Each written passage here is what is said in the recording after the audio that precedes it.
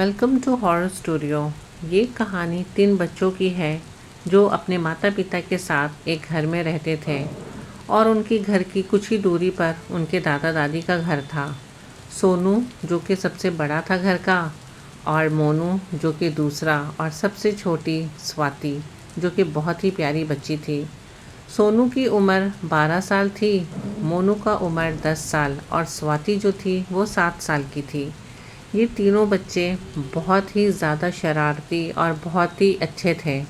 एक दिन की बात है, सोनू अपने पिता से कहता है कि आज मैं अपने दादाजी के घर जाऊंगा और मैं कल आऊँगा। तो सोनू के पिता कहते हैं, बेटा तुम्हारी तो एग्ज़ाम होने वाली है। हाँ पापा, मुझे पता है, इसलिए मैं बुक्स लेके जा रहा हूँ। आज मैं दादा के तरफ ही रुक जाऊँगा, वहाँ पढ़ूँगा भी, दादा से कहानियाँ सुनूँगा और कल मैं चले आऊँगा। बस क्या था, फिर मोनू के कान में भी ये बात गई और मोनू ने कहा मैं भी जाऊंगा। तो सोनू उससे कहता है मैंने तो पापा से परमिशन लिया है, तू जा कर के पूछ पापा से। वो भी जा कर के अपने पापा से परमिशन लेकर के चला आता है। दोनों भाई बहुत मस्ती में जाते हैं अपने दादा के घर। बीच रास्ते में उन्हें पीछे से किसी की आहट आती है और वो जब पीछे मुड़कर देखते हैं तो वहाँ उनकी छोटी बहन स्वाति खड़ी रहती है। अरे स्वाति, तुम क्या कर रही हो यहाँ? जाओ घर। नहीं भैया, मुझे भी आप लोगों के साथ दादाजी के यहाँ जाना है। नहीं नहीं, पापा फिर तुम्हें खोजेंगे, वो परेशान होंगे। नहीं, मैंने पापा से कह दिया है कि मैं भैया लोग के साथ जा रही हूँ दादाजी के यहाँ। अच्छा ठीक है, चलो मेरे साथ। ये तीनों हंसी खुशी हंसते गाते रास्ते में दादाजी के घर पहुँचते हैं। डोरबेल बजाते ही दरवाजे पे दादाजी आते हैं। दादाजी बच्चों को देखकर इतने खुश हो जाते हैं, अरे वाह बच्चों, आज यहाँ कैसे? दादाजी आज मैं आया हूँ, रुकूंगा आपके पास, अच्छी अच्छी कहानियाँ सुनूंगा। हाँ हाँ, क्यों नहीं, चलो अंदर आओ। दादी भी देख के बच्चों को काफ़ी खुश हो जाती हैं और उनके मनपसंद खाना बनाने लगती हैं। खाना खाते खाते बच्चे कहते हैं दादाजी से, दादाजी अब हमें कहानियाँ सुनाइए।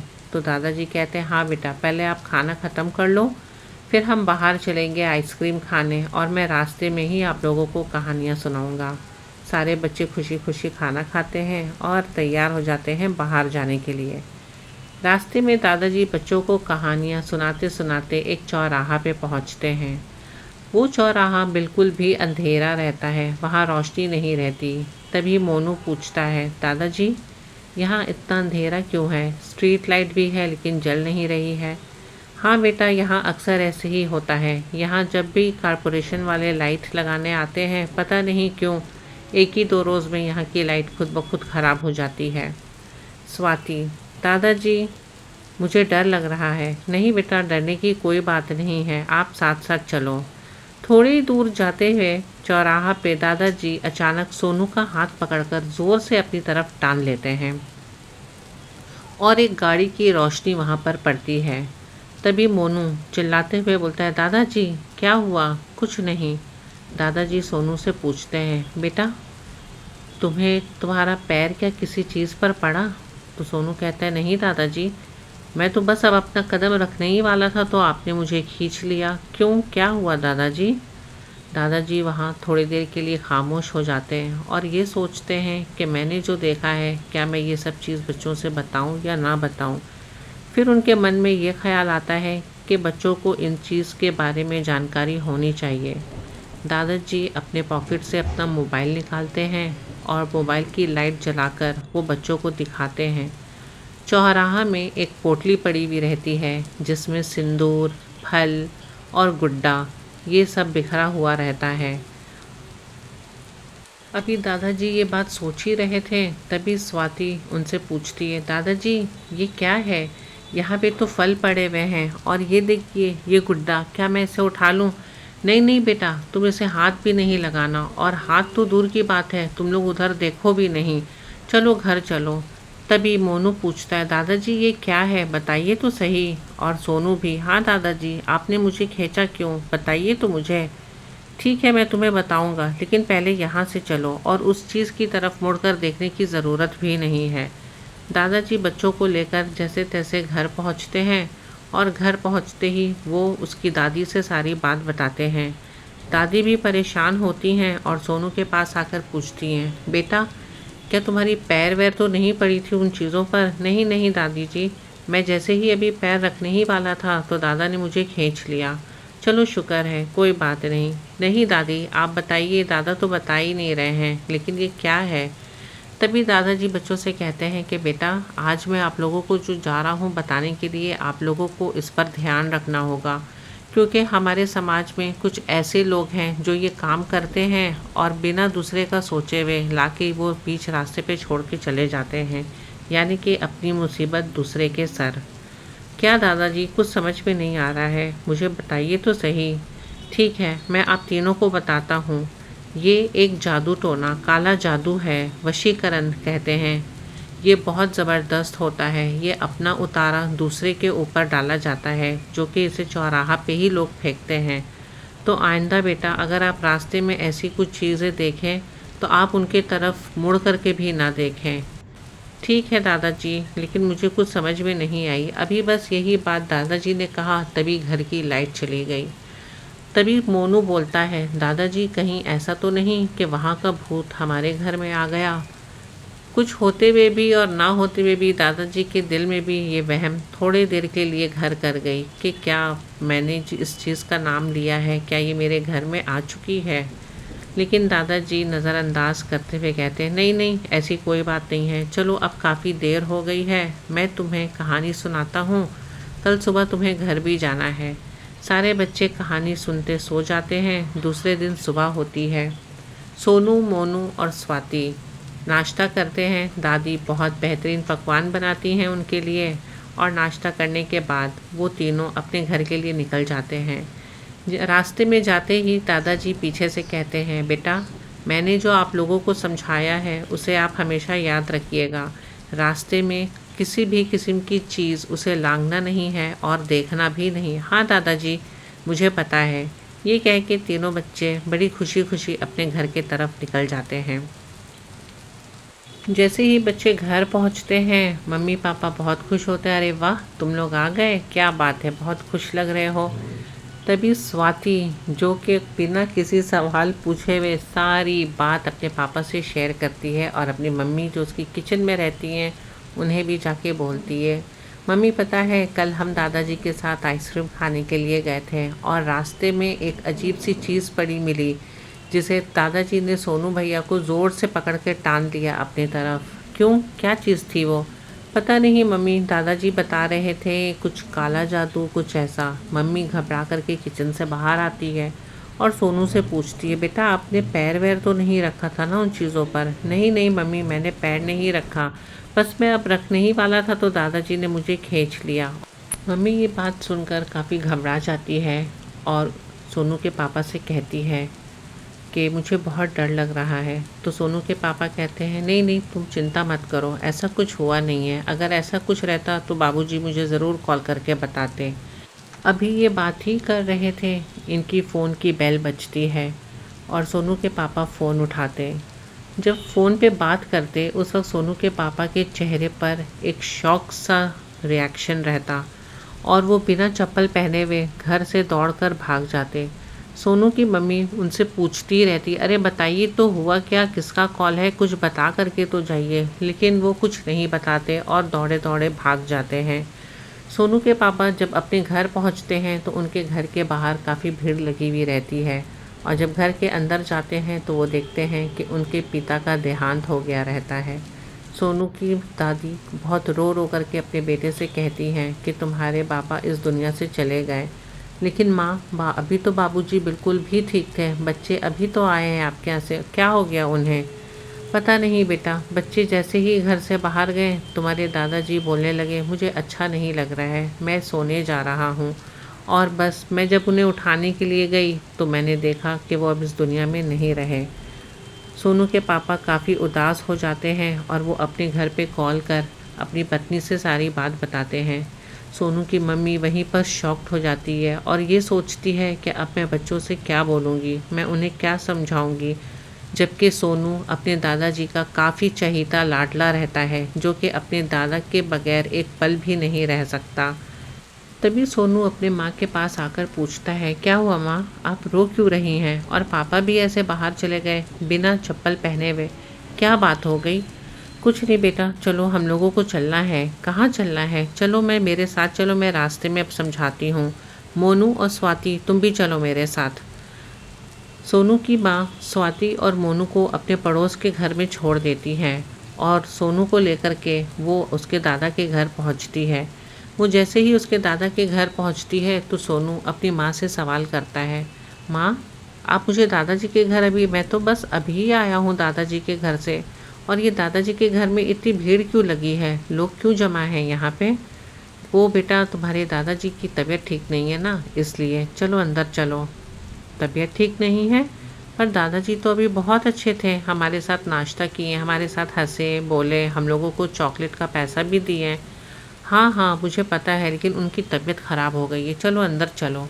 सोनू जैसे ही घर के अंदर जाता है तो वो अपने दादाजी को ज़मीन पर लेटा हुआ देखता है और वो देखकर खूब ज़ोर ज़ोर से रोने लगता है। क्या हो गया दादाजी को?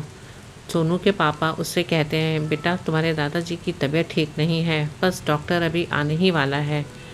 पापा अगर दादाजी की तबीयत ठीक नहीं है तो आपने उन्हें ज़मीन पे क्यों लटाया हुआ है? आप उन्हें बेड पे लटाएं।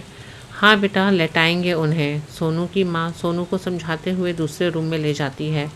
सोनू देखता है कि दादी भी बहुत रो रही हैं, उसे कुछ समझ ही में नहीं आता। माँ हुआ क्या है, मुझे बताइए ना। मैं बताऊंगी बेटा तुम्हें, तुम रुक जाओ, थोड़ा सा सब्र करो। ये कह के सोनू की माँ बाहर आती है। पंडित जी भी आ चुके होते हैं अंतिम संस्कार के लिए। तो वो सोनू के पिता से कहते हैं कि अंतिम संस्कार वही करेगा जो इनका लाडला था।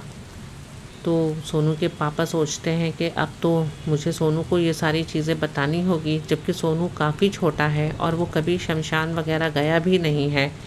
सोनू के पापा उसकी मम्मी से कहते हैं ये सारी बातें, तो उसकी मम्मी कहती हैं, नहीं मैं उसे शमशान नहीं जाने दूंगी, वो अभी बहुत छोटा है, वो इन सब चीज़ों को नहीं समझ सकता। अगर वो डर गया तो नहीं, ऐसा कुछ नहीं होगा, मैं हूँ ना उसके साथ। नहीं नहीं, बहुत कहने और समझाने के बाद सोनू की मम्मी उसके पापा से कहती हैं, ठीक है वो शमशान तो जाएगा अपने दादाजी की अर्थी को लेकर के, लेकिन बस वो आखिरी दरवाजे तक ही रुकेगा, वो अंतिम विधि तक वहाँ नहीं रुकेगा। तो उसके पापा तैयार हो जाते हैं। सोनू की माँ उसके पास जाती है और सोनू को समझाती है कि बेटा मैं तुमसे कुछ कहना चाहती हूँ। हाँ बोलिए मम्मी, क्या बात है? बेटा तुम्हारे दादाजी हम लोगों को छोड़कर चले गए। चले गए? कहाँ चले गए? बेटा वो अब इस दुनिया में नहीं है, वो ऊपर भगवान के पास चले गए। नहीं माँ, ऐसा नहीं हो सकता, दादाजी हम लोगों को छोड़कर कैसे जा सकते हैं? बेटा यहाँ पे तो हम बस कुछ दिनों के लिए ही हैं, असली तो हमें वहीं जाना है। मैं तुमसे अब जो बात करने जा रही हूँ तुम्हें उसे ध्यान से सुनना होगा। क्या? बोलिए। दादाजी का अंतिम संस्कार करना बहुत ज़रूरी है और पंडित जी के अनुसार उनका अंतिम संस्कार वही कर सकता है जो उनके बहुत ही करीब और बहुत ही लाडला यानी कि तुम हो। तो तुम्हें उनकी विधियों में शामिल होना पड़ेगा, लेकिन शमशान पहुंचते ही तुम्हें उस गेट से वापस आना होगा। पहले तुम मुझसे वादा करो। नहीं माँ, मैं ऐसा कैसे कर सकता हूँ, मैं दादाजी को अंतिम तक उनके साथ रहूँगा। नहीं नहीं बेटा, मैं तुम्हें ऐसा नहीं करने दूंगी, पहले तुम मुझसे वादा करो तभी मैं तुम्हें इन विधियों में शामिल होने दूंगी। ठीक है माँ। ये कहकर सोनू तैयार हो जाता है और इतना रोना शुरू कर देता है कि रोते रोते वो एक दो बार बेहोश भी हो जाता है। सोनू के पापा उसे संभालते हुए अपने पिता के अंतिम यात्रा में सोनू के साथ चल पड़ते हैं और शमशान घाट पहुंचते ही वहां सोनू रुक जाता है और अपनी माँ के वचन के अनुसार वो वापस घर आ जाता है। घर आने के बाद सोनू काफ़ी दिन तक बहुत ही उदास रहता है। उसने खाना पीना भी छोड़ दिया रहता है, उसे कुछ अच्छा नहीं लगता और उसकी ये आदतें देखकर उसके मम्मी पापा काफ़ी परेशान रहते हैं। दूसरी तरफ मोनू और स्वाति जो कि काफ़ी छोटे रहते हैं तो उन्हें कुछ उतना बात का फ़र्क नहीं पड़ता, लेकिन सोनू का अटैचमेंट उसके दादाजी से बहुत ज़्यादा ही था, तो इस वजह से वो काफ़ी सदमे में आ गया था। वक्त बीतता चला गया और देखते देखते उसके दादाजी को गुजरे हुए 3 महीने हो चुके थे, लेकिन सोनू अभी भी गुमसुम सा ही रहता था। एक दिन सोनू के पिता उससे कहते हैं कि क्या बात है बच्चों, आजकल तुम लोग मॉल नहीं जा रहे हो? ये मॉल उनके घर के काफ़ी करीब था जहाँ बच्चे हमेशा खेलने के लिए जाया करते थे। सोनू अपने पापा से कहता है, पापा मेरा मन नहीं है। लेकिन मोनू और स्वाति, भैया चलो ना, बहुत दिन हो गया, हम लोग मॉल नहीं गए, वहाँ पे जाके हम लोग गेम्स खेलेंगे। सोनू कहता है मेरा मन नहीं है। लेकिन सोनू के पापा कहते हैं, अरे क्या मन नहीं है, तुम बहुत चुपचाप रहने लगे हो, ना तुम खेलते हो, ना बात करते हो, ना हंसते हो, ऐसा कब तक चलेगा सोनू। जाओ अपने भाई बहन को लेकर के मॉल जाओ, मैं पैसा देता हूँ तुम्हें, जा कर के वहाँ पे गेम्स खेलो, आइसक्रीम वगैरह खा करके चले आओ। बहुत समझाने के बाद सोनू तैयार हो जाता है मॉल जाने के लिए। वो अपने दोनों भाई बहन के साथ मॉल के लिए रवाना हो जाता है। मॉल में पहुंचते ही वो तीनों काफ़ी इन्जॉय करते हैं। सोनू का भी मूड थोड़ा सा ठीक हो जाता है और वो खुशी खुशी अपने भाई बहन के साथ गेम्स खेलकर, आइसक्रीम खाकर, पिज़्ज़ा बर्गर खा करके घर वापस आता है। सोनू मोनू और स्वाति से कहता है, भाई जल्दी जल्दी चलो, अंधेरा हो गया है, पापा फिर मुझे डांटेंगे कि इतनी देर क्यों कर दी। अरे भैया देर कहाँ हुई है, अब गेम खेलने में तो देर हो ही जाएगी। स्वाति ने अपने भाई से कहा, हाँ स्वाति तुम तो बहुत तेज़ हो रही हो, चलो सबसे पहले तो तुम्हारी शामत आएगी। ये तीनों जैसे ही जाते हैं तो वो वही चौराहा से ही अपने घर की तरफ जाने के लिए सोचते हैं, क्योंकि उन्हें देर भी हो रही होती है। तभी मोनू कहता है सोनू से, भैया चौराहा से क्यों जा रहे हो, आपको याद नहीं है दादाजी मम्मी पापा सब ने मना किया था, उन्होंने कहा था कि शॉर्टकट से आया जाया करो। अरे बुद्धू यही तो शॉर्टकट है, उधर से जाएंगे तो और देर हो जाएगी, चलो चलो कुछ नहीं होता। ये तीनों चौराहा की तरफ मुड़ जाते हैं और जैसे ही चौराहा के मुंह पे पहुंचते हैं, अचानक वहाँ पे वही चीज़ें पड़ी रहती हैं। लेकिन अंधेरा होने के कारण सोनू का पैर उन चीज़ों पर पड़ जाता है। तभी मोनू ज़ोर से चिल्लाता है, भैया ये आपने क्या कर दिया, क्या कर दिया, आप देखिए आप किस चीज़ पर खड़े हैं। सोनू घबरा जाता है और कहता है, अरे कुछ नहीं, कुछ नहीं होता है इन सब चीज़ों से, तुम फालतू की बातें नहीं करो और तुम घर पे भी जा कर के कुछ नहीं बोलोगे। मोनू और स्वाति थोड़ी देर के लिए घबराए हुए रहते हैं। थोड़ी दूर चलते चलते सोनू अचानक से रुक जाता है, एकदम सुन पड़ जाता है। मोनू उससे कहता है, भैया चलो ना, क्या हुआ, बात क्यों नहीं सुन रहे हो, और यहाँ अंधेरा भी हो रहा है, मुझे बहुत डर लग रहा है। लेकिन सोनू की तरफ से कोई जवाब नहीं आता। मोनू डरते डरते अपने भाई के पॉकेट से मोबाइल निकालता है और उसकी टॉर्च जलाता है। जब वो टॉर्च जलाता है तो वो देखता है सोनू वहाँ खड़ा होकर के भी वहाँ नहीं है, वो बिल्कुल सुन्न हो चुका था। और जब टॉर्च को घुमाता है तो वो देखता है कि वहाँ स्वाति भी नहीं है। वो ज़ोर ज़ोर से चिल्लाता है, स्वाति कहाँ हो, कहाँ हो। टॉर्च की रोशनी को चारों तरफ घुमाते हुए वो देखता है कि एक दरख्त के नीचे कोई बैठा हुआ है। जब वो थोड़ा और आगे जाता है तो उसे दो लोग वहाँ बैठे हुए दिख रहे होते हैं। वो थोड़ी और करीब जब टॉर्च की रोशनी के साथ जाता है तो वो देखता है कि स्वाति रहती है वहाँ पे, जो कि दरख्त के पीछे बैठी हुई रहती है। लेकिन मोनू ने उसके साथ किसी और को भी देखा था, लेकिन उस वक्त वहाँ स्वाति के अलावा वहाँ कोई भी नहीं रहता। तभी मोनू स्वाति का हाथ पकड़कर ज़ोर से उसे खींचता है और बाहर निकालता है। यहाँ क्या कर रही हो? भैया मुझे बहुत डर लग रहा था, क्योंकि भैया कुछ बोल नहीं रहा था, इसलिए मैं भागकर यहाँ आ गई। लेकिन तुम्हारे साथ कौन बैठा था यहाँ? मेरे साथ तो कोई नहीं था, लेकिन मैंने देखा है तुम्हारे साथ कोई था, कोई छोटा बच्चा ही था। नहीं नहीं, मेरे साथ कोई नहीं था। मोनू स्वाति का हाथ पकड़ते हुए सोनू की तरफ बढ़ता है और जाके बोलता है, भैया चलोगे या नहीं चलोगे? तभी अचानक से सोनू की जिस्म में हरकत होती है और वो कहता है, हाँ हाँ चलो, क्या हुआ, मैं तो बोल रहा हूँ बहुत देर हो गया, पता नहीं तुम लोग यहाँ क्या कर रहे हो। मोनू और स्वाति एक दूसरे का चेहरा देखने लगते हैं और अपने भाई के साथ चलते चलते घर पहुँच जाते हैं। वो जैसे ही घर पहुँचते हैं तो उसके पापा दरवाज़ा खोलते हुए कहते हैं, क्या हुआ बच्चों, आज लग रहा है तुम लोगों ने बहुत ही इंजॉय किया है, काफ़ी देर लगा दी तुम लोगों ने। बस क्या था, फिर स्वाति ने सारा राम कहानी कहना शुरू कर दिया। पापा हम लोगों ने देर नहीं किया, देर तो सोनू भैया की वजह से हुआ है, क्योंकि हमें वो ले आए चौराहा के रास्ते से, और आपको पता है वहाँ पे वही सारी चीज़ें वैसे ही पड़ी हुई थीं जिस पर भैया जाकर खड़े हो गए थे। बस ये सुनकर क्या था, सोनू की मम्मी किचन से दौड़ी भागी भी आती हैं, कहती हैं क्या कह रही हो? तो मोनू कहता है, हाँ मम्मी बात सही है, सोनू भैया उन चीज़ों पर जाकर के खड़े हो गए थे, और यही नहीं, थोड़ी देर के बाद सोनू भैया एकदम सुन भी पड़ गए थे। सोनू की मम्मी सारी बातें समझ जाती हैं और वो काफ़ी घबरा जाती हैं। वो सोनू से पूछती है, बेटा तुम ठीक तो हो ना? हाँ हाँ मम्मी, मैं बिल्कुल ठीक हूँ। आप इनकी बात का विश्वास मत करिए, ये बस ऐसे ही कहते रहते, कुछ नहीं हुआ है मुझे। मैं आता हूँ पानी पीकर। ये कहकर सोनू किचन में चला जाता है। हॉल में सोनू की मम्मी और उसके पापा आपस में बात करते रहते हैं। काफ़ी देर हो जाता है, सोनू किचन से निकलता ही नहीं। तभी सोनू के पापा को किसी की बात करने की आवाज़ आती है। सोनू के पापा जब किचन में झांकते हैं तो वो देखते हैं कि सोनू किचन की खिड़की की तरफ मुंह करके किसी से बातें कर रहा है। सोनू के पापा डरते डरते अपनी बीवी से कहते हैं, मुझे तो कुछ गड़बड़ लग रही है, लग रहा है कि कुछ हुआ है। सोनू की मम्मी कहती है, आप रुकिए, मैं देख कर आती हूँ किचन में। वो जब जाती हैं किचन में तो देखती हैं सोनू खिड़की की तरफ चेहरा करके खड़ा रहता है और वो किसी से बातें करता है। जब सोनू की मम्मी उसके सामने आती हैं तो वो एकदम खामोश और नॉर्मल हो जाता है। क्या हुआ मम्मी, तुम किससे बातें कर रहे थे? नहीं, मैं तो किसी से बातें नहीं कर रहा था। रुको, मैं तुम्हारे पापा को बुलाती हूँ। सोनू की मम्मी उसके पापा को आवाज़ देती हैं। जब वो आते हैं तो वो सोनू से पूछते हैं कि नहीं, हम लोगों ने भी सुना है कि तुम किसी से बातें कर रहे थे, क्या बात है?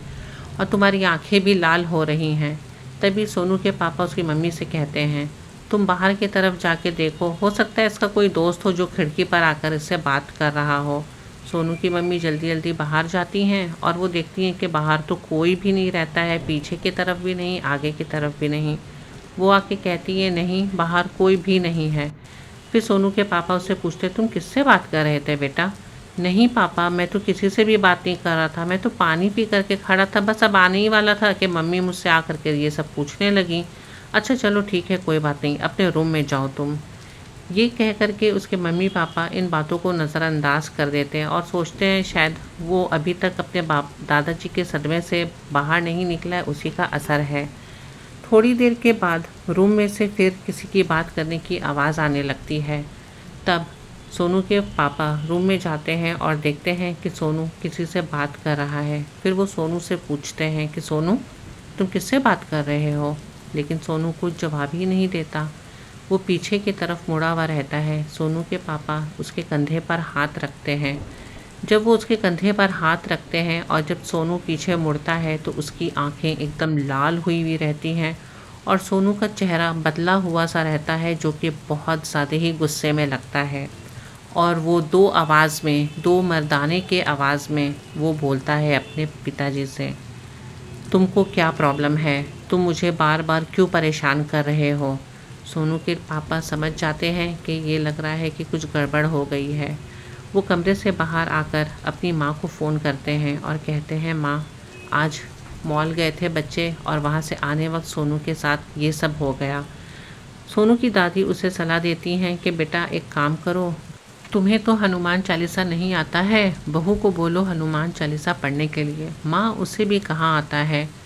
कमाल है, धन्य है आजकल के बच्चे, इतने पढ़ाई लिखाई करने के बाद भी तुम लोगों को ये सब चीज़ें नहीं आती। ठीक है, बहू को फ़ोन दो। सोनू के पापा उसकी मम्मी से बात करवाते हैं। जी माँ जी, बोलिए। तो बेटा तुम हनुमान चालीसा तुम्हें नहीं? मम्मी जी, मुझे तो नहीं आता। ठीक है चलो कोई बात नहीं, एक काम करो, तुम फ़ोन में हनुमान चालीसा लगा दो और मैं नहीं होता है तो मेरे एक पंडित जी हैं जान पहचान के, मैं उन्हें लेकर आती हूँ। तभी सोनू के पापा कहते हैं, नहीं माँ, रात के 2 बज रहे हैं, अभी आप कहाँ से आइएगा? आप एक काम करिए, मैं देख लेता हूँ, नहीं हो तो आप सुबह आइए। ठीक है, जैसा हो मुझे खबर करो। ये कह के उसकी दादी फ़ोन रख देती हैं। सोनू की मम्मी अपने फ़ोन में हनुमान चालीसा का पाठ लगा देती हैं और थोड़ी देर में सब चीज़ नॉर्मल हो जाती है। सोनू के पापा और उसकी मम्मी अपने रूम में सोने के लिए चले जाते हैं और सोनू भी सो जाता है। रात के करीबन 3:15 साढ़े 3 बजे मोनू की आँख खुलती है। उसे बहुत तेज़ प्यास लगती है। मोनू जैसे ही ड्राइंग रूम में जाता है किचन के तरफ तो उसे किसी की चलने की आवाज़ आती है। तो वो सोचता है कि ये आवाज़ कहाँ से आ रही है, कौन चल रहा है। उसके दिल में ये होता है कि क्यों ना जा कर के मैं सोनू भैया के कमरे में चेक करूं कि उसकी तबीयत ठीक है या नहीं। वो जब उसके रूम में जाता है तो सोनू अपने कमरे में नहीं होता। मोनू सारी तरफ अपने भाई को ढूंढता है लेकिन सोनू उसे कहीं नहीं दिखाई देता। अभी वो बस सोच ही रहा होता है कि जाके मम्मी पापा को उठाऊं, तभी उसे किसी की भारी पैर की आवाज़ आती है चलने की। मोनू काफ़ी ध्यान लगा कर के सुनता है कि ये आवाज़ कहाँ से आ रही है। तो उसे समझ में आता है कि आवाज़ तो छत पे से आ रही है। तो वो यही सोचता है कि शायद सोनू भैया ही छत पर होगा। वो आहिस्ते आहिस्ते छत की तरफ जाता है। छत की गेट जैसे ही मोनू खोलता है तो वहाँ बिल्कुल भी अंधेरा रहता है, लेकिन स्ट्रीट लाइट की एक हल्की सी परछाई से उसे वहाँ सोनू खड़ा हुआ दिख जाता है। तभी वो पूछता है, भैया यहाँ छत पे इतनी रात को क्या कर रहे हो, चलो नीचे। लेकिन वहाँ से सोनू कोई जवाब नहीं देता। तभी मोनू वापस आता है पीछे और छत की लाइट को ऑन करता है। लाइट ऑन करते ही वो देखता है कि सोनू एकदम छत के किनारे पे खड़ा हुआ है। वो सोनू के पास जाता है और उसे हिलाता है और कहता है, भैया चलो ना, इतने रात को छत पे क्या कर रहे हो, वरना मैं अभी पापा को बुलाकर लेकर आऊँगा। अभी बस इतना ही कहना था कि सोनू एक गुस्से वाले चेहरे से उसके तरफ मुड़कर दिखता है। सोनू की आंखें बिल्कुल लाल हुई हुई रहती हैं और उसका चेहरा एकदम भयानक शक्ल में बदला हुआ रहता है। वो मोनू को ज़ोर से धक्का मारता है, जिसके वजह से मोनू ज़ोर से जाकर सीढ़ी की तरफ गिर जाता है। धक्के की आवाज़ सुनकर और मोनू की चिल्लाने की आवाज़ सुनकर उसके पापा और मम्मी दौड़कर छत की तरफ आते हैं और पूछते हैं क्या हुआ। तभी मोनू रोते रोते कहता है, मम्मी देखो ना, भैया ने मुझे धक्का दिया है कितने ज़ोर से। सोनू की हरकतें और उसका चेहरा देखने के बाद उसके मम्मी पापा समझ चुके होते हैं कि सोनू पे किसी गंदी चीज़ ने कब्ज़ा कर लिया है। सोनू के पापा उसे जैसे तैसे पकड़ कर लेकर के कमरे में आते हैं, लेकिन सोनू अपने पापा से भी बेकाबू हुआ हुआ रहता है। नीचे कमरे में आते ही सोनू सारी चीज़ें उठा पटक करने लगता है, हर चीज़ उठा उठा कर तोड़ने लगता है। बहुत मुश्किल से सोनू के पापा उसे काबू करते हैं और बांध कर रखते हैं। उसे संभालते संभालते सुबह की 5 बज गई रहती है और तभी उनके दरवाज़े पर बेल बजती है। सोनू के पापा सोचते हैं कि इतने सुबह सुबह कौन आ गया। जब सोनू के पापा जाते हैं गेट खोलने के लिए तो वो देखते हैं कि सोनू की दादी एक पंडित जी के साथ वहाँ खड़ी रहती हैं। सोनू की दादी तो अंदर आ जाती हैं, लेकिन पंडित जी जैसे ही चौखट लांघते हैं तो वो वहीं रुक जाते हैं। क्या हुआ पंडित जी, आप दरवाजे पे ही रुक गए, अंदर आइए।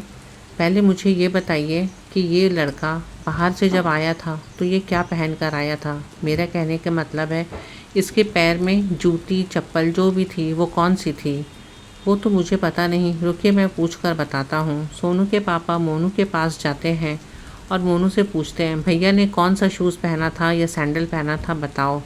मोनू कहता है, भैया ने स्पोर्ट शूज़ पहना था पापा, और वो भैया के रूम में रखा हुआ है। तो वो जाके पंडित जी से कहते हैं कि वो एक जो जूता पहन करके गया था पंडित जी, कहाँ है वो, उसके कमरे में है। आप उसे बिना हाथ लगाए हुए किसी चीज़ के सहारे से उसे कमरे से घर से बाहर करिए। सोनू के पापा उसे के शूज़ को एक डंडे की मदद से उठाकर घर के बाहर लेकर के आते हैं। पंडित जी जब उसे देखते हैं उल्टा करके तो वो देखते हैं उसमें बहुत सारी कीलें गड़ी हुई होती हैं। फिर पंडित जी घर के अंदर दाखिल होते हैं और पूछते हैं कि आपका बच्चा किस रूम में है।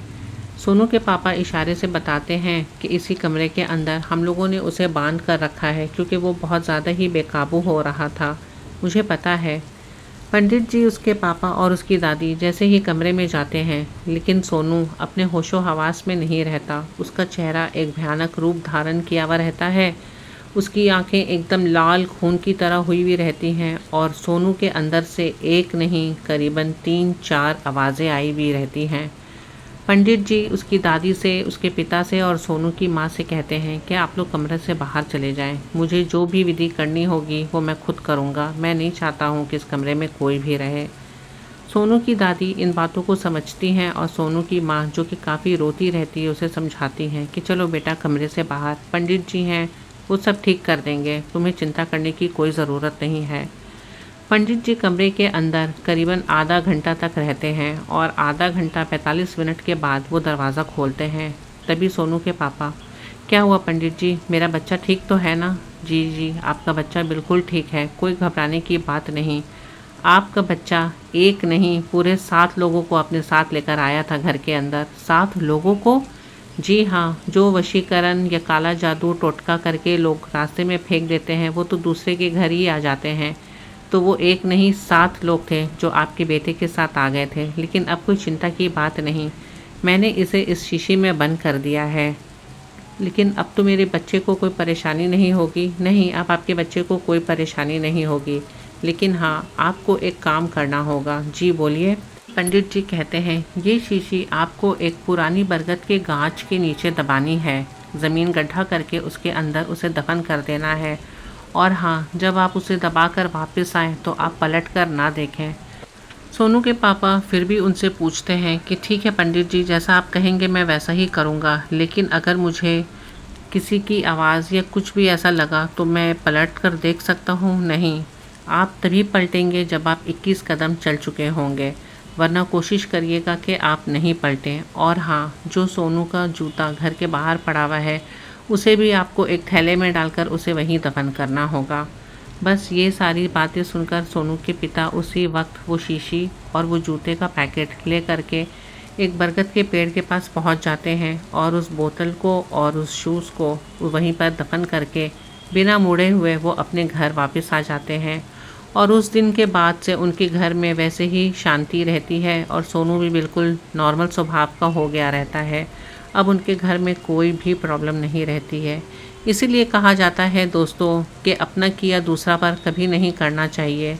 आज इतने पढ़े लोग हो कर के, लेकिन आज भी हमारे समाज में ऐसे कुछ लोग हैं जो कि ये काम करते हैं।